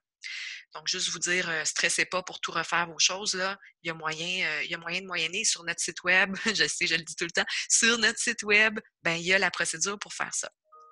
Alors, l'élève pourrait aussi décider d'ajouter ou créer. Il pourrait ajouter un document qui provient de son Google Drive. Il pourrait ajouter un lien Internet pour vous répondre. Il pourrait ajouter un fichier joint qui provient de son ordi ou créer un Google Doc directement à partir d'ici ou un slide qui est comme PowerPoint. Et même un dessin. Donc, il pourrait vous faire un dessin pour vous rendre quelque chose. Lorsque l'élève aura terminé, il va pouvoir cliquer sur « Rendre le devoir ». Pour l'instant, il va devoir commencer par entrer dans le document que son prof lui a attribué. Alors, on va cliquer sur « Eva ». Et comme vous pouvez voir, Eva, donc, en fait, c'est un vrai travail que ma fille est en train de faire. D'ailleurs, je n'avais pas vu ce qu'elle avait écrit. Une chance qu'elle n'a pas trop écrit de niaiserie. Puis je vais revoir la ponctuation avec elle. Donc, Eva, elle voit le nom de son nom, en fait, qui s'affiche devant le titre du travail. Ça se fait automatiquement. Donc, vos élèves n'ont pas besoin de faire ça également. Donc, c'est leur copie à eux seuls. Et là, Eva va pouvoir aller modifier son texte. Non, tiens, je vais lui laisser. Puis, je vais peut-être juste le prendre puis le surligner, tiens. Je vais aller lui mettre du jaune. Elle va se demander ce qui se passe, mais bon. Et puis, donc, l'élève peut continuer. Et là, elle pourrait dire, je suis heureuse de... Peu importe, c'est un petit peu petit, hein? On va modifier donc la taille. Voilà. Et là, donc, Eva a modifié son document. Et lorsqu'elle est prête, elle pourrait même, parce que les élèves aiment beaucoup ça, personnaliser, insérer des images. Comme on est en ligne, c'est facile de faire l'insertion d'images directement à partir du web. Donc, si Eva dit qu'elle ne s'ennuie jamais, c'est surtout parce qu'elle a une nouvelle trampoline, un nouveau trampoline, pardon, qui la rend très heureuse. Alors, elle va insérer la photo de son trampoline, par exemple. Et puis, elle pourrait redimensionner, bien sûr, les images. Voilà. Et lorsque Eva a terminé son texte, elle peut me le remettre avec le bouton en haut à droite. Alors là, attention, l'élève ici n'a pas besoin de cliquer sur partager s'il veut remettre à son enseignant parce qu'il y a un bouton remettre pour Classroom. S'il utilise le bouton partager, ce serait juste pour envoyer, par exemple, partager son document avec d'autres élèves pour que 3 ou 4 élèves travaillent sur un même document, puis qu'après ça, un des 4 élèves le remette à l'enseignant. Donc, c'est facile. On peut faire du travail d'équipe à distance avec Google également, avec Classroom. Mais là, l'élève, on va dire que, bon, il a terminé. Il va cliquer sur « Remettre ». Et il y a un message de confirmation qui s'affiche ici. Pourquoi il y a un message de confirmation? Ça ici, c'est écrit « Rendre le devoir », puis vous voyez en grisé à côté le bouton « Rendre le devoir » aussi. C'est la même chose, mais si l'élève ne clique pas sur « Rendre le devoir », dans le fond, s'il clique ici, c'est la même action que s'il cliquait ici, là. S'il ne fait pas ça, bien, l'enseignant, le statut du travail, c'est écrit « Non remis ». Mais pourtant, l'élève l'a terminé, mais il a oublié. Il a cliqué une fois sur Remettre quand il était dans Google Doc, puis il a oublié de recliquer par la suite ici sur Rendre le devoir. Donc ça fait en sorte que l'élève pense que son devoir n'est pas rendu. Puis comme enseignant, bien, vous pouvez penser que l'élève ne l'a pas terminé. Ceci dit, peu importe qu'il soit terminé ou pas, donc ici, je ne le rendrai pas. L'enseignant, lui, quand il est dans Classroom, je vais revenir dans Classroom en tant qu'enseignante présentement, si je vais voir le travail que je viens d'assigner à mon élève qui est journal d'un objet inanimé, donc si je clique sur afficher le devoir, en tant qu'enseignante, j'ai deux onglets en haut. J'ai l'onglet instruction, qui était l'endroit où j'avais, qui ressemble à l'endroit où j'ai écrit mes consignes et tout. Et il y a l'onglet à droite devoir des élèves pour voir tous les travaux de mes élèves qui me sont remis à un même endroit. Donc, c'est ça qui est le fun, c'est que pour un seul devoir, tous les élèves vont apparaître ici avec la miniature de chacun des travaux qu'ils ont effectués. Et là, vous voyez peut-être pas très bien, mais Eva, ici, on voit qu'elle a eu du texte de rentrée, donc on voit du texte un petit peu plus gros. Et si je clique sur son document, même si elle ne me l'a pas remis encore, en tout temps, je peux entrer dans le travail d'un élève pour voir live qu'est-ce qu'il est en train de faire. Donc, en temps réel, je pourrais voir ce qu'Eva est en train d'écrire. Là, je ne peux pas être sur les deux écrans en même temps pour vous le montrer, mais vous voyez quand même que je vois la modification d'Eva qui est « Je suis heureuse de », puis l'image est en train de se télécharger. Alors, mon élève ici ne me l'a pas remis encore, mais moi, rien ne m'empêche de pouvoir aller à l'intérieur du document, effectuer de la rétroaction. Là, je n'en parlerai pas ici parce qu'on a des capsules pour ça spécifiquement. Mais vous voyez que je vois le curseur ici d'Eva Thibault. Donc, je vois qu'elle est connectée dans le document en ce moment, puis que son document est ouvert, puis je vois même où est rendu son curseur. Alors, je pourrais voir si elle est en train d'écrire en temps réel ce qu'elle est en train de faire. Puis moi, je peux commenter son travail, je peux le commenter vocalement, je peux aussi venir annoter. Bon, je peux faire des suggestions aussi pour que l'élève modifie des choses dans son travail. Je peux évidemment même lui mettre une note tout de suite. Ça, c'est pas gentil parce qu'elle me l'a pas remis encore. Donc, elle n'a pas terminé. Alors, moi, je vois présentement, là, d'ailleurs, son travail ici, là, c'est écrit Eva Thibault en haut, devoir attribuer. Fait que ça veut dire que le travail n'est pas remis, il est juste attribué. Elle ne l'a pas encore remis officiellement. Si l'élève vient, puis je vois aussi à droite son commentaire privé qu'elle ne comprenait pas quelque chose, puis je pourrais aussi lui répondre là. Donc, si mon élève vient rendre son travail maintenant, elle clique vraiment sur rendre le devoir parce que là, elle a terminé. Donc là, ici, l'élève voit que son travail il est remis juste en haut. Et si l'élève revient à son groupe de français, dans la section Travaux devoirs, ben, l'élève en bas, voyez-vous, Journal d'un objet inanimé est rendu grisé, l'icône, parce qu'elle a remis son travail, donc elle n'a plus à s'en soucier à ce stade-ci. Maintenant, si je vais rafraîchir ma page, donc je vais actualiser en cliquant sur la petite roue qui tourne pour que les changements s'effectuent, parce que ça prend peut-être des fois quelques secondes. Et là, regardez, Eva Thibault, toujours la même élève, le statut du travail, il est rendu. Alors, l'élève, je vois vraiment qu'elle a rendu son travail. Et puis, je pourrais maintenant décider de lui attribuer, par exemple, une note. Là, je m'excuse, c'est un petit peu lent parce qu'il y avait une petite image à télécharger qui s'en vient. Voilà. Donc, je vais lui donner, par exemple, 90%. Je pourrais répondre à son commentaire. Super travail, peu importe. Et là, je publierai mon commentaire. Et puis, je peux rendre ma note ou je peux décider, avant de rendre ma note, de corriger les autres élèves. Alors, j'ai des petites flèches ici. Ça, c'est génial. Alors, je pourrais aller chercher mon élève test, regarder son travail. Ah, il n'a rien fait. Je reviens plus loin. Alors, je suis dans le travail d'Eva, je poursuis et là, je suis rendue dans le travail de Marilyn et je peux comme ça basculer d'un travail à l'autre et aller mettre des notes, des commentaires, faire de la rétroaction. Donc, c'est assez facile. Une fois que j'ai terminé puis je suis prête à rendre mes notes, je clique sur rendre en haut tout simplement et ça dit maintenant que mon élève, bon là, que ça, c'est juste Marilyn, là, donc je ne veux pas rendre pour Marilyn. Je pourrais rendre pour tous mes élèves aussi en même temps, là. Regardez, j'ai ici l'option de rendre plusieurs devoirs, là. Mais tiens, je vais les rendre. Je vais rendre plusieurs devoirs. Puis là, je vais pouvoir sélectionner à qui je veux rendre mes travaux. Donc, vous voyez que je pourrais, par défaut, tout le monde est sélectionné, mais je pourrais désélectionner puis dire juste Eva, par exemple, et le rendre. Donc, c'est facilement paramétrable là, pour quand je veux répondre à un élève, quand je veux lui rendre son travail. Donc, Eva, je lui ai rendu. Si elle retourne dans son classroom, comment elle va voir son travail? Ben, elle va voir ici. Elle va devoir, bien sûr, venir en bas dans son travail d'écriture, cliquer dessus. Elle va voir le statut, c'est noté, donc c'est écrit qu'elle a eu une note. Donc, elle va pouvoir afficher son devoir.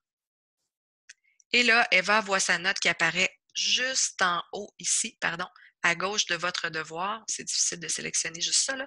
Mais le 90 sur 100, il est là. Il est quand même en petit. Là. Au début, les élèves le cherchent, mais vous allez voir, c'est pas long qu'ils le trouvent. Et elle voit que son travail est noté, puis elle pourrait maintenant, elle ne peut plus, une fois qu'elle a rendu son travail, le modifier. Donc là, l'élève rouvre son document. Et là, vous voyez, si elle tente d'écrire... mon Dieu, excusez, ça écrit. Qu'est-ce que j'ai fait de pas correct? Mélissa, au secours! Voyons, l'élève, une fois qu'il a remis son travail, il peut se poser, pouvoir jouer dedans. Est-ce que j'ai fait quelque chose de pas correct, Mélissa? Je sais pas. Attends. Il Il l'a est vraiment remis? noté. Oui, oui, il est noté, gars. Ah, je pense que c'est moi comme prof. Je le sais, c'est moi comme prof. C'est un problème 18 pouces. J'ai fait rendre le travail ici au lieu de Ah, juste publier la note. non, c'est ça. Quand tu rends le devoir, l'élève maintenant a accès. Il peut Oui, tout c'est ça. faire. Ben Mhm. là, dans le fond, je vous ai montré comment rendre le travail à un élève parce que oui, on peut toujours lui remettre aussi pour qu'il puisse le retravailler. Donc ici, si elle va le retravailler, là, c'est en train d'actualiser. Le bouton remettre va revenir ici, c'est ça. Et là, elle peut le remettre de nouveau par la suite. Donc, on peut travailler en formatif aussi. Donc, ça, c'est une façon de travailler. Parfait, elle va rendre le devoir. Et là, moi, comme enseignante, je peux publier la note, mais sans rendre le devoir. Puis là, une fois que Eva l'a rendu, quand elle tente de le rouvrir, vous allez voir, elle ne peut plus le modifier. Donc, voilà. Là, il y a même un bouton demander l'accent en écriture parce qu'elle ne peut plus cliquer dedans. On essaie de cliquer, là, ça fait juste sélectionner, mais on ne peut rien écrire. Donc, si j'essaie, il n'y a rien qui se passe. Alors, elle n'a plus accès à modification de son travail. Donc, c'était la façon pour un élève, donc, c'est un petit peu l'interface de l'élève que je voulais vous présenter. Et si je reviens à notre présentation, donc, on est rendu à l'archivage d'un cours et gérer la fin de l'année. Parce que à la fin de l'année, Excuse-moi, Maryse. oui, Est-ce que tu veux juste montrer pour un Google formulaire, parce que d'habitude on en parle, là, mais on a sauté par-dessus, je pense. Google formulaire, il faut préciser aux gens que quand on donne ce type de devoir-là aux élèves, contrairement au Google Doc, là, comme Maryse vient de vous le montrer, vous n'aurez pas accès aux devoirs des élèves à mhm, partir de Classroom. Il faut entrer dans le formulaire. Maryse va vous montrer comment y accéder, là, mais il faut vraiment entrer dans le formulaire pour pouvoir avoir accès aux réponses des élèves. Le questionnaire, Maryse, il est je l'ai sur... refait. Il est ici dans la lecture. Ah, OK, génial. Donc, le questionnaire, en fait, c'est Google Form. Google Form, là, ce que je viens de vous montrer, c'est un Google document. Un Google document ou un Google Slide, ben, ça fonctionne qu'on voit tout de suite l'aperçu du travail de l'élève, puis qu'on peut l'ouvrir en direct, puis regarder qu'est-ce que l'élève fait. Mais quand c'est un Google formulaire, c'est pas mal différent. C'est aussi le fun puis utile, c'est juste différent. Alors, si l'élève ouvre un Google formulaire, par exemple, que l'enseignant a créé, donc c'est vraiment un quiz autocorrigé, puis que l'élève l'ouvre pour le remplir. Oh, pardon, l'élève l'a déjà rendu. Attendez une petite minute.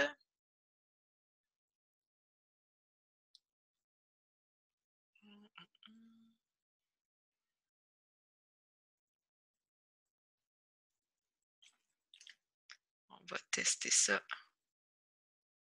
pour un autre élève.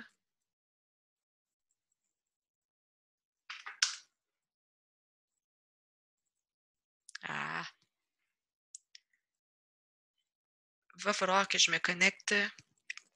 En fait, Mélissa, est-ce que tu peux réinscrire au groupe français 00 l'élève Léa Thibault, s'il te plaît, parce qu'il faut que je me connecte en tant qu'une autre élève.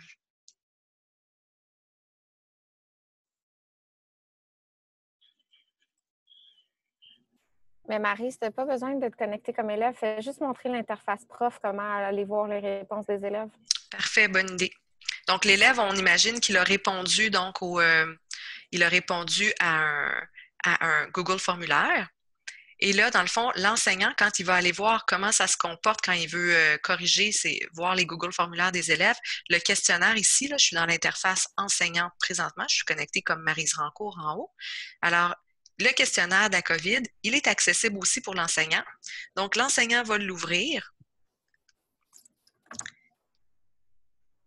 Et là, ce document-là, présentement, il est en lecture, mais on voit que comme je suis enseignante, c'est moi qui ai le contrôle et qui l'a édité, j'ai un crayon en bas à droite qui me permet de basculer pour pouvoir avoir accès aux résultats des élèves. Parce que là, c'est comme si je voulais remplir le formulaire puis aller écrire les réponses. C'est pas ce que je souhaite. Moi, je veux un accès en édition.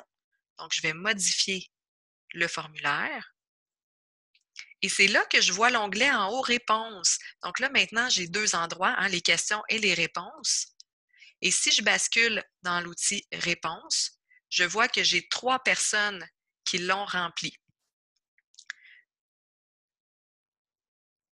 Puis, si je clique sur les réponses, pardon, ça s'en vient.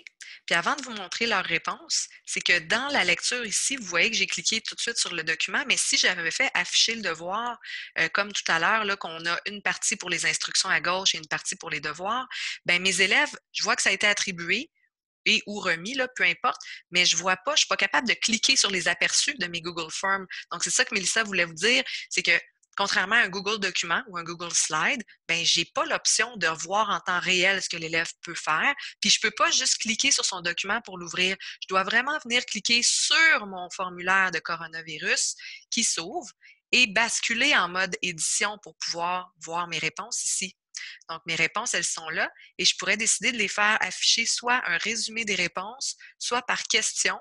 Donc, toutes les questions, une à la suite de l'autre, la question 1, la question 2, la question 3, ou encore en mode individuel. Moi, ce que j'aime avec le mode individuel, c'est que ça me permet de corriger ou de voir, en fait, de réviser les formulaires de chacun de mes élèves un à la fois. Alors, en termes individuels, je vois ici l'adresse courriel de mes élèves et je ne vois pas par défaut leur nom. Contrairement, quand j'étais dans un Google Doc, tantôt, je voyais le nom de mon élève en haut à gauche, Eva Thibault, puis je pouvais savoir c'était qui directement qui l'avait rempli, alors qu'un Google Formulaire, il affiche juste l'adresse courriel. Moi, les adresses courriel des élèves, je ne les connais pas par cœur, puis probablement que vous non plus. Donc, quand je crée mon formulaire, quel est ton nom? C'est la première question que je rends obligatoire pour savoir à qui je m'adresse. Tu sais, ça m'aide à juger si Noah a des difficultés en lecture, ben, je vais peut-être ajuster mes notes en fonction un petit peu ou pouvoir offrir de la rétroaction parce qu'on peut faire ça aussi en fonction de qui est mon élève et ça va me permettre comme ça d'aller même ajuster les points. Alors, si je voulais, ici, au lieu de 3 points, ben, je peux cliquer sur les petites flèches puis faire monter le pointage ou descendre. C'est à ma discrétion. Même si c'est des questions autocorrigées, je peux venir modifier les pointages. Également, ça me permet euh, d'aller entrer des points dépendamment de mon jugement pour des réponses à développement, par exemple, parce qu'on peut faire des réponses à développement. Les élèves peuvent répondre par de grands paragraphes également, peuvent aussi joindre des pièces jointes. Donc, les élèves peuvent télécharger des pièces jointes dans certains types de questions. Ils peuvent aussi avoir des choix de réponses, cocher plusieurs cases aussi pour déterminer les réponses. Et comme vous voyez aussi, lorsqu'il a terminé de répondre, ben, l'élève peut voir, on peut choisir si l'élève voit les bonnes réponses ou pas. Donc, les Google Formulaires pour faire des quiz, des tests à nos élèves, c'est vraiment, vraiment gagnant. On peut aussi exporter tous les résultats dans une feuille de calcul qui est comme un Google Excel. Ben, c'est un Google Sheet, là, c'est l'équivalent d'Excel. Et puis également, on peut décider avec les 3 petits points même de supprimer les réponses. Et là, si je supprimais toutes les réponses, ben, je pourrais réutiliser mon quiz, le même quiz pour l'année prochaine, par exemple. Je peux aussi dupliquer les quiz, les formulaires, là, bien sûr, et je peux décider à un certain moment de ne plus accepter les réponses aussi avec là, différents boutons. Donc, je vous encourage à explorer cet outil-là. Qui est également très aidant pour venir sonder les élèves, donc voir, par exemple, c'est quoi leurs acquis. Alors là, présentement, vous pourriez débuter des formulaires avec des questions sur les notions que vous avez déjà vues avec vos élèves pour pouvoir voir qu'est-ce qui est à consolider, pardon, à revoir et qu'est-ce qu'ils ont vraiment bien retenu de ce qu'ils ont eu comme enseignement déjà. Ça pourrait vous donner une bonne base de où partir pour aller enseigner donc soit des nouvelles notions ou venir consolider les notions qui ont déjà été vues. Donc ça, c'était pour, dans le fond, la vue de l'élève. Alors, archiver un cours maintenant et gérer la fin de l'année, vous allez voir, c'est pas sorcier du tout. Quand arrive la fin de l'année, on se dit, hey, qu'est-ce que je fais avec mon cours? Alors là, vous allez pouvoir l'archiver. Le cours, en fait, qui est archivé, va vous permettre quand même d'aller y piger des ressources. Et puis, vous allez pouvoir aussi décider de désinscrire ou non vos élèves juste avant d'archiver votre cours. Donc, lorsque je vais dans mon cours de français, dans tous mes cours, en fait, si je vois mes cours ici, donc j'ai différents cours. Et mon cours, mettons que je suis rendue à la fin de l'année. Donc, si je décide, je me dis, OK, là, c'est la fin de l'année, je ne veux pas réutiliser ce cours-là tel quel l'année prochaine parce que dans mon cours, j'ai publié, par exemple, tout plein de ressources. Alors, imaginez, là, si je vais ici dans une section travaux et devoirs d'un groupe que j'ai depuis le début de l'année, regardez le nombre de travaux. Tu sais, je veux dire, ça serait mélangeant pour des élèves de se connecter puis d'avoir déjà un paquet de travaux, de devoirs, etc. C'est pas ce qu'on souhaite. Donc, ce qu'on va proposer plutôt de faire à la fin de l'année, c'est de venir archiver vos cours. L'archivage, ça va les mettre dans une autre section. Ça va venir les déposer ici à gauche dans les 3 lignes. Donc, vous cliquez sur les 3 petites lignes et en bas complètement, il y a une section cours archivés. Faites-vous-en pas, tout ce qu'on vous montre là, c'est déjà enregistré, hein, puis c'est disponible. Là. Vous pourrez retourner le voir. La section cours archivés, elle me permet donc de voir les cours que j'ai décidé d'archiver qui sont marqués euh, de lignes diagonales grisées. Alors, ça veut dire tout simplement que ces cours-là sont archivés.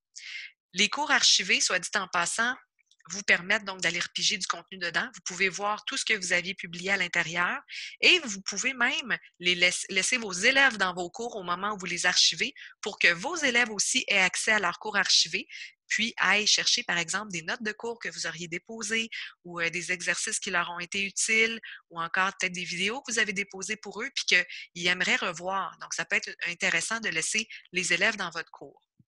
Donc, vous avez 2 choix. Si vous prenez un cours tel quel avec les élèves et que vous cliquez sur les 3 petits points pour l'archiver, bien, les élèves vont se retrouver à être archivés, entre guillemets, eux aussi dans le cours et vont pouvoir y avoir accès. Ceci dit, ils ne pourront pas, dans leur cours archivé, entrer en contact avec vous via ce cours-là. Le cours n'est plus actif, mais il permet juste d'accéder aux ressources, de les voir.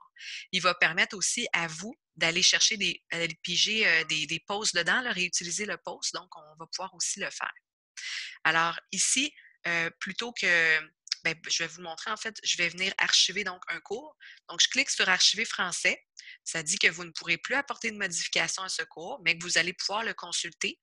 Puis, tous les fichiers qui étaient associés à ce cours-là vont être stockés dans votre Google Drive. Donc, je vais cliquer sur archiver. Alors là, si je m'en vais maintenant, là, je ne vois plus mon cours français sur ma page d'accueil. Je vais vraiment venir dans mes 3 petites lignes en haut à gauche et je vais aller voir si mon cours a bien été archivé. Oui, il apparaît donc en premier ici. Je vois qu'il est archivé. Et si je clique à l'intérieur du cours archivé, bien regardez, ça ressemble à un cours qui est actif en fait. La seule chose, c'est quand je vais dans travaux et devoirs, normalement, quand je clique sur 3 petits points, je peux modifier quelque chose. Mais là, quand je clique sur les 3 points, je ne peux jamais modifier. On me donne juste l'option de copier un lien vers cette ressource-là. Alors, ça me dit que je ne peux rien faire d'autre.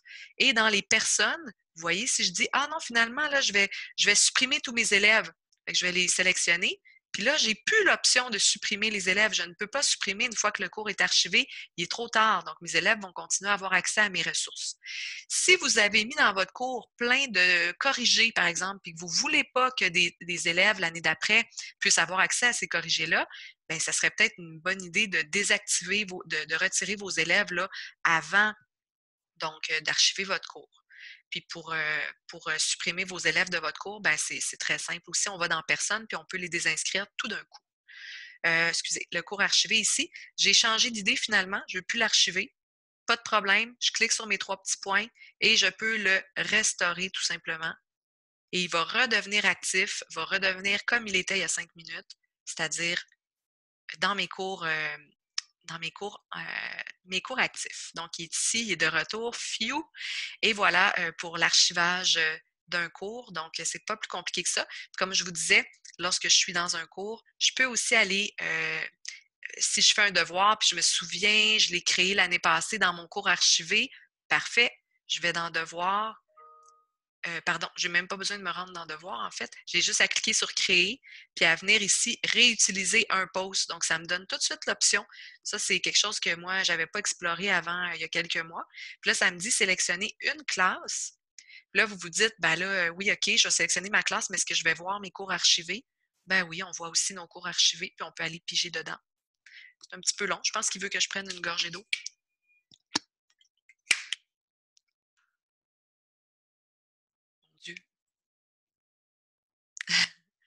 Je m'excuse. On n'a pas toujours le contrôle sur tout, hein, évidemment, avec la technologie. Donc, quand ça ne fonctionne pas, moi, je recommence, puis je le refais une deuxième fois. Généralement, ça règle le problème. Et voilà! Eh oui. Donc, si je veux voir mes cours archivés, bon, ben, vous voyez, maths ici, US, c'est archivé. Alors, je pourrais aller cliquer sur un cours archivé et aller comme ça réutiliser une production écrite, par exemple, un post que j'avais fait le 28 janvier dernier, et ça me permet tout simplement de réutiliser. Et n'oubliez pas que je pourrais même créer une copie de toutes les pièces jointes ici qui me permettent donc de revoir du contenu, par exemple, qui est comme tout neuf. Donc, ça va m'en créer des contenus et ça va me permettre de réutiliser le contenu. Voilà. Et là, vous voyez, ma production écrite, elle est là. Le canevas en Google Doc que j'avais fait est déjà là. Puis, je pourrais rentrer de nouvelles instructions au besoin avant de le publier dans mon groupe actuel à mes élèves. Alors, c'était l'archivage de la fin de l'année. Maryse, est-ce que tu peux juste montrer rapidement, là, quand on a nos élèves dans Classroom, si on veut les supprimer? Oui, Si on bien veut sûr. supprimer les élèves, là, juste parce que c'est pas super clair, il faut comme sélectionner tous les élèves puis cliquer sur Action. Je l'ai Oui, écrit oui, dans l'onglet Converser, mais des fois, quand c'est visuellement, c'est plus simple, là. tout à fait. Alors, Josiane, ce petit bout est dédié juste à toi. Donc, alors, dans mon Classroom, je vais revenir donc à... Météo veut savoir t'es où, Maryse, là. Oui, je sais que Météo veut savoir je suis où. Je ne sais pas c'est qui, moi, Météo, je ne le connais pas, je ne l'accepte pas dans mes amis. Je vais dans les personnes, donc pour supprimer mes élèves juste avant d'archiver mon cours, je vais dans les personnes, ici l'onglet en haut, et là, je vais sélectionner tous mes élèves, puis j'ai une petite boîte actions ici. Alors, quelles actions je peux faire sur mes élèves? Bien, je peux les retirer. Je peux aller cliquer là-dessus, puis ça va retirer tous mes élèves d'un coup. Là, je ne le ferai pas. Mais tout à l'heure aussi, Mélissa vous disait qu'envoyer un email, là, passez pas par là, hein, ça ne fonctionne pas. Ça enverra un email par Gmail. Donc, on va plutôt aller dans le flux, publier des choses à certains élèves seulement ou à tous nos élèves. On pourrait aussi bloquer leurs posts et leurs commentaires, donc à tout le monde en même temps, ou juste sélectionner une personne, par exemple, puis dire que cet élève-là, ben, je ne veux plus qu'il puisse poster ou envoyer des commentaires dans mon cours. Donc, c'est quand même assez simple comme action, ce que je peux faire pour mes élèves. Et notez aussi qu'il y en a plusieurs qui me l'ont demandé. Ils me disent, je ne peux pas inviter de tuteurs légaux pour certains élèves.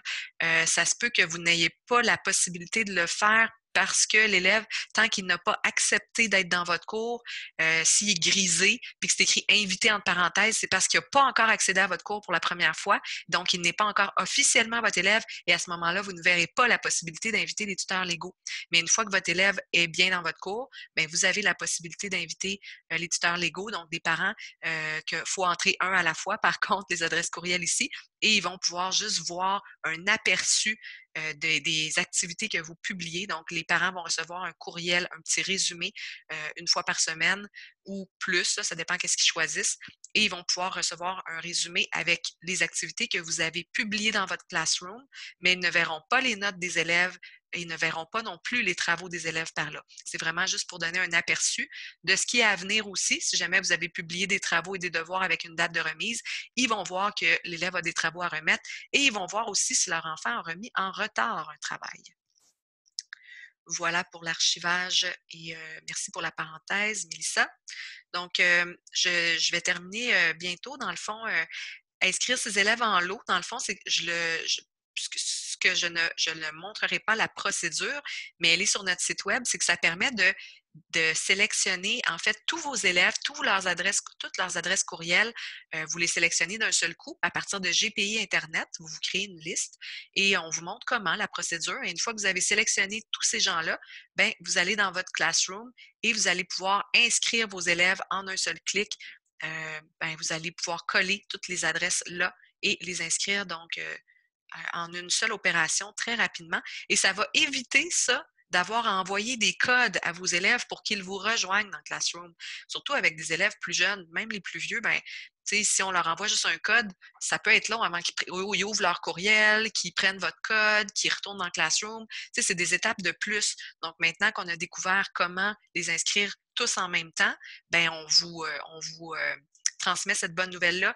Et on remercie notre enseignant Gilbert Gosselin. C'est lui qui a trouvé la procédure pour faire ça, puis qui nous a aidés, dans le fond, à mettre ça en place. Alors, merci à tous ceux qui participent à notre développement, parce qu'on apprend tous les jours. Télécharger l'appli, donc juste une petite pub pour dire que vous pouvez avoir l'application sur vos appareils mobiles. Et j'en profite pour faire le fameux psst, juste en bas là ici. Oh, pardon, ça a changé de diapo. Le psst, c'est que votre appareil là, doit disposer d'un code à l'ouverture pour que la suite Google fonctionne. C'est super important. Ça veut dire que si l'appareil d'un élève ou vous avez téléchargé Google Classroom et vous n'arrivez pas à l'ouvrir, bien, posez-vous d'abord la question, est-ce que j'ai un code d'ouverture sur mon appareil? Si votre enfant prend votre appareil et qu'il l'ouvre pour jouer sans avoir de code, sans mettre son visage devant la caméra ou encore avoir le code de l'empreinte ou encore d'avoir un code numérique à toucher, là, à entrer, bien, ça veut dire que votre appareil est déverrouillé. S'il est complètement déverrouillé, Google, il n'aime pas ça parce que ça veut dire que si vous avez installé Google Drive, Google Documents ou Classroom ou Slide, n'importe qui peut avoir accès à vos données. Puis comme Google ne veut pas que vos données soient compromises, il vous force à mettre un code d'ouverture pour utiliser la suite. Donc, tous les outils de la suite Google, que ce soit l'application Classroom, l'application Drive, l'application Doc pour écrire, bon, ça vous prend un code d'ouverture. Donc, souvent, les élèves vont vous revenir en disant « Madame, ça ne marche pas, je ne suis pas capable d'entrer dans le Classroom. » Mais il y a deux choses qu'on peut leur dire. Premièrement, est-ce qu'ils ont un code d'ouverture? Donc, souvent, les élèves n'en ont pas. Puis la deuxième chose, c'est que ça se peut qu'ils ne soient pas connectés avec le bon compte sur Google. Comme je vous disais, s'ils ont un compte personnel, bien, ça se peut que leur Classroom soit connecté avec leur compte personnel et qu'ils doivent le déconnecter. Et pour ça, on a la petite procédure que je vous ai montrée plus tôt, qui est sur notre site web pour changer de compte Google quand on est connecté sur un appareil numérique. Voilà pour les applications. Ben, je termine en vous disant que les auto-formations Classroom, il y en a d'autres aussi, hein, on n'est pas les seuls. Nous, on en a fait vraiment une toute petite, là, d'1 heure et quart, mais il y a des parcours plus complets d'initiation aussi à Google Disc, donc tout ce qui est l'environnement Google. Tu sais, si vous ne connaissez pas du tout c'est quoi un Google Drive, ben, Google Disc et Google Drive, c'est la même chose, c'est juste qu'en français, c'est Google Disc. Souvent, on dit Google Drive parce qu'auparavant, Google, c'était pas entièrement traduit, là, mais Google Documents, tout ça, si vous ne savez pas trop comment vous enligner, ben, je vous invite à suivre l'initiation. Également, il y a une initiation à Classroom qui est beaucoup plus détaillée que ce qu'on vient de faire ensemble, puis que notre formation, qui est disponible également sur caméléon.tv. Ça, c'est une plateforme de nos collègues de la CSSMI. C'est une plateforme d'auto-formation qu'ils ont mise en place. Plus bas, il y a aussi une liste de tutoriels. Si vous êtes plus électron libre, là, comme moi, vous aimez aller vous former juste sur les petites choses que vous aimeriez apprendre et non sur tout un contenu, bien, vous pourriez aller là pour voir la chaîne YouTube Intégration TIC de la Commission scolaire Marguerite Bourgeois. Et notamment sur cette chaîne-là, ils ont un parcours de formation sur Classroom qui est vraiment, vraiment très bien fait aussi. Là, je pense que vous n'entendez pas sa voix. Je vais juste faire pause.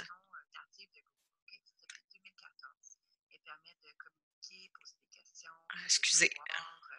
Juste ici à droite, donc vous avez les différentes vidéos de ce parcours Classroom-là. Il y a notamment comment créer un environnement virtuel avec Classroom, comment organiser ses ressources dans le Drive, comment se connecter à un cours, créer une annonce, créer une question ou une questionnaire dans Google, donc ce qu'on a vu tantôt. Alors, réutiliser un post. Donc, eux autres, ils ont fait de petites capsules et elles sont très bien libellées. Vous pourrez donc vous retrouver ici.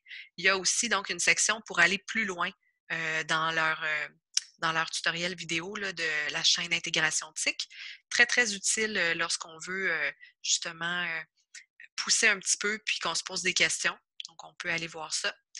Également, sur le BV, dans l'onglet ressources sur notre BV, il y a là notre lien Internet vers notre nouveau site web avec toutes les informations que vous avez vues aujourd'hui. Donc, ça se retrouve sur le BV dans l'onglet ressources, ce nouveau site web-là qui est destiné à vous supporter, en fait, là, pour un enseignement à distance réussi. Ce serait l'heure des questions en termes de ce qu'on vient de voir dans Classroom. Donc, comme Mélissa le disait, si vos questions portent sur d'autres sujets, bien, on va y répondre dans un autre moment. Mais pour l'instant, on va basculer. On va vous inviter à lever votre main d'ailleurs si vous avez des questions. Et Patrick va prendre les questions, puis on va tenter d'y répondre du mieux qu'on peut. Moi, je cesse l'enregistrement ici. Et je vous remercie infiniment tout le monde pour votre... je vous remercie pour votre participation et puis à l'avance pour vos questions aussi. Donc, on a bien hâte de vous entendre.